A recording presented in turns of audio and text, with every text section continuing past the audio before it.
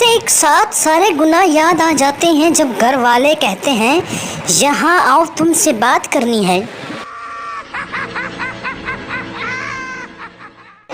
मैं ज़्यादा देर शरारत ना करूं तो शरारत भी पूछने लगती है, मालकिन जिंदा हो या चल बसी।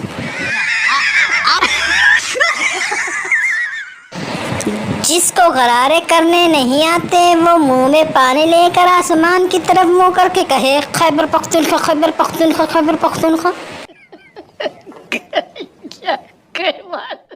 मैं और मेरा मोबाइल हम दोनों एक दूसरे के साथ बहुत खुश हैं, मगर अम्मी इस रिश्ते के खिलाफ है। पानी पीने के लिए उठो तो सारा घर प्यासा हो जाता है। सच्ची बात है भाई।